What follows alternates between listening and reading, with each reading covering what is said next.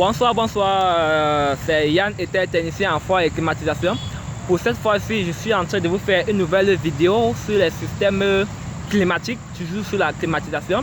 Bon, aujourd'hui, on va parler des types de climatiseurs et des inconvénients de la climatisation. Et enfin, on va voir si la clim rend malade ou pas. Ce sont toujours les questions que les particuliers me posent, que je suis en train de répondre au fur et à mesure. Les vidéos seront proposées en fonction des questions que les gens me poseront. Que je ferai une vidéo pour les répondre au fur et à mesure des questions. Ok, on me demande les types de climatisation. Bon, sachez qu'il y a plusieurs modèles, plusieurs variations, plusieurs blocs de climatisation. Il y a le monobloc, comme son nom l'indique, les monoblocs, ce sont les climatiseurs personnels à usage portatif. Ce sont les climatiseurs qui sont vraiment bruyants parce que le bruit est à l'intérieur du compartiment. Comme je vous ai dit, c'est les climatiseurs monobloc. Tout est compris à l'intérieur, c'est-à-dire le moteur, l'évaporateur, le condenseur, tout le circuit frigorifique est compris à l'intérieur. Le circuit de climatisation, bien sûr, est compris à l'intérieur. Les monoblocs sont vraiment... c'est un faible rendement. Les monoblocs sont les climatiseurs portatifs à faible rendement. Parce que sa puissance climatique, sa puissance de climatisation est réduite à moins de 30 mètres carrés. Les monoblocs rafraîchissent moins de 30 mètres carrés, mais c'est idéal pour les personnes, pour les étudiants. C'est idéal pour les étudiants, pour ceux qui n'ont pas de famille, une ou deux personnes maxi à la maison, et ça climatise les pièces restreintes, c'est-à-dire moins de 30 mètres carrés. Mais c'est vraiment, son bruit en décibels est vraiment élevé parce que le bruit est d'abord à l'intérieur de la pièce. Non seulement vous allez avoir froid, mais vous allez suivre le bruit du moteur parce que tout est comprimé à l'intérieur. Il suffit juste de chercher la gaine d'évacuation de la chaleur pour mettre soit à la fenêtre, soit à la porte, ou trouver un lieu de sortie pour l'évacuation de la chaleur. Ça, c'est pour les systèmes monoblocs et c'est quand même moins cher par rapport au système split. Les systèmes split, les splits murales de type basique, c'est quand même moins cher par rapport à ces systèmes. On a les climatiseurs encastrés, c'est-à-dire les climatiseurs gainables, qui est plus utilisé dans les restaurants, dans les supermarchés, dans les buildings, dans les grandes entreprises, parce que son domaine rafraîchissant peut aller de 40 à plus de 150 mètres carrés.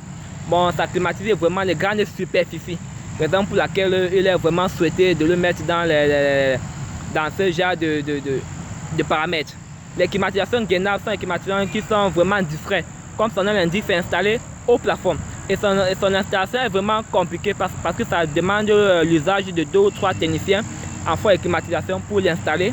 Et c'est vraiment lourd, ça pèse vraiment du lourd. Bon, c'est favorable pour un confort, le rafraîchissement optimal, les aérations sont dans les normes, le froid vraiment est dans les conditions adéquates. Et le bruit est à l'extérieur. Le bruit, on ne l'attend pas parce que c'est à l'extérieur, l'évaporateur au plafond, mais le bruit est à l'extérieur, c'est-à-dire le moteur est à l'extérieur, on ne le voit vraiment pas. Mais c'est très bien pour les sociétés et les buildings, les climatisations gainables. Bon, sur le marché, je ne sais pas comment ça se vend selon les vendeurs et les fabricants, il faut voir ça, leur prix sur le marché. Il y a les climatisations basiques, des tubes murales, les climatisations qu'on fixe sur le mur. Ce sont les climatisations split qui comportent 2 unités, une unité intérieure et une unité extérieure. L'unité intérieure, ça permet de rafraîchir de l'air. Avant que la climatisation ne rafraîchisse de l'air, ça assèche l'air. Bon, ça sèche l'air de votre pièce et le milieu devient plus frais. C'est comme une pompe à chaleur.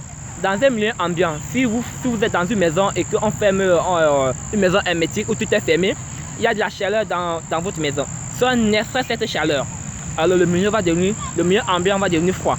Bon, la climatisation, avant de rafraîchir, extrait d'abord la chaleur du milieu ambiant et avant de propulser maintenant de la fraîcheur. Et cette chaleur est évacuée à l'extérieur à partir du condenseur selon les changements d'état que je vais expliquer dans les vidéos à venir. Bon, les climatiseurs split sont les climatiseurs vraiment le plus utilisés en France. En Afrique, 2 maisons sur 5 sont climatisées. C'est pas vraiment évident.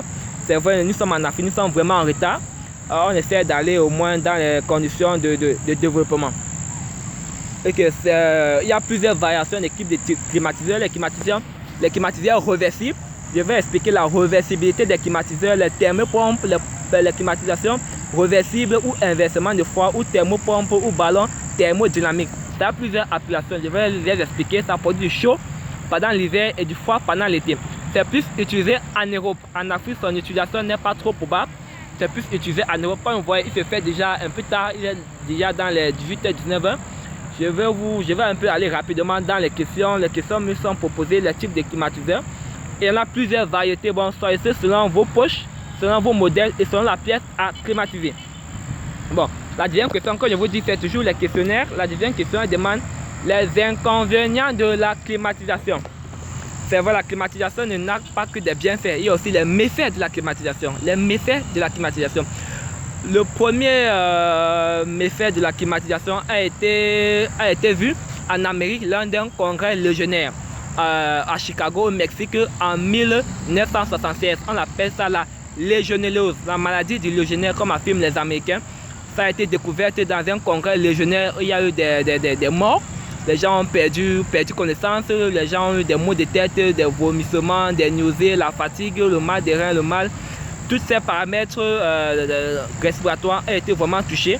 On appelle cette épidémie la légionellose. C'est une maladie qui vit dans l'eau un peu chaude, qui est comprise entre 25 et 47 degrés Celsius. Raison pour laquelle il est recommandé de mettre votre chauffage, votre chauffe-eau à 50-55 degrés Celsius pour éviter la prolifération de la maladie légionnaire. C'est une maladie vraiment, comme les Américains l'appellent, la maladie légionnaire a été découverte en 1976 à Chicago. C'est l'une des premières épidémies de la climatisation.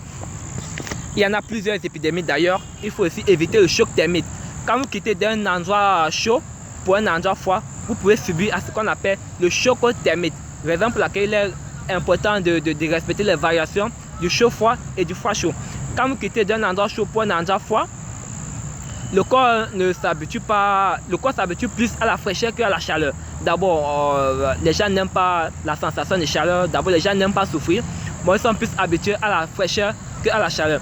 Bon, la climatisation, avant de rafraîchir de l'air, sèche d'abord l'air. C'est-à-dire, ça aspire les calories qui sont dans la pièce et ça sèche l'air.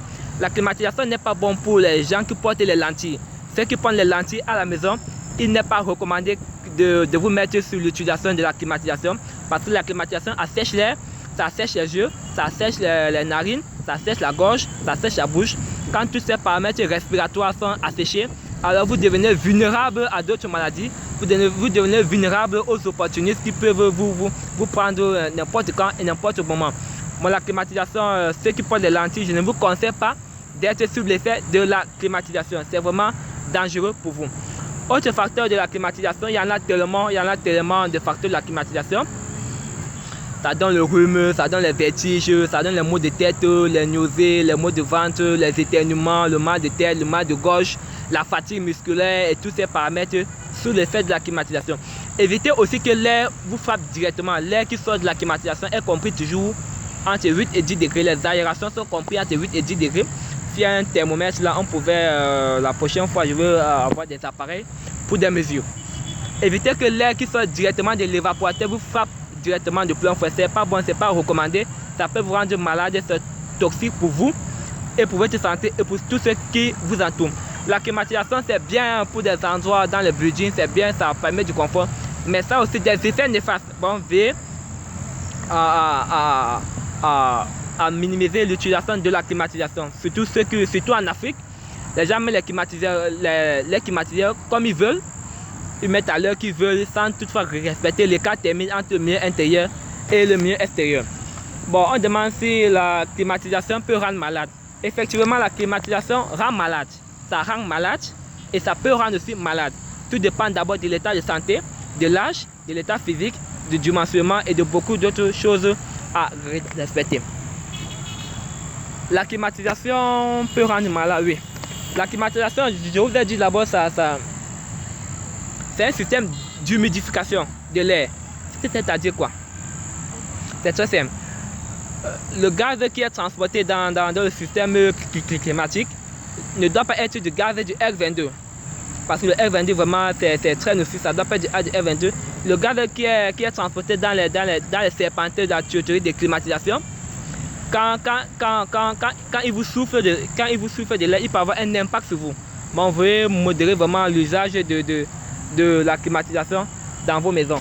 Et aussi, on sait aussi que la climatisation est dangereuse aussi pour les, comment je vais dire, c'est bon pour les personnes âgées. La climatisation est bon pour les personnes âgées parce que les personnes âgées ne transpirent pas ou transpirent très peu. Or, la transpiration est un mécanisme qui permet au corps de se rafraîchir. Or, comme les personnes âgées ne transpirent pas, les glandes sudoripales vieillissent et ils sont moins adaptés à la sueur. Mais la climatisation pour eux est devenue obligatoire. Il est recommandé de climatiser les maisons de retraite. Toute personne qui est âgée de retraite doit être soumise sur le fait de la climatisation. La climatisation est un élément confort pour les personnes âgées. C'est une étude salvateur, c'est une étude curateur. Ça sauve des vies humaines.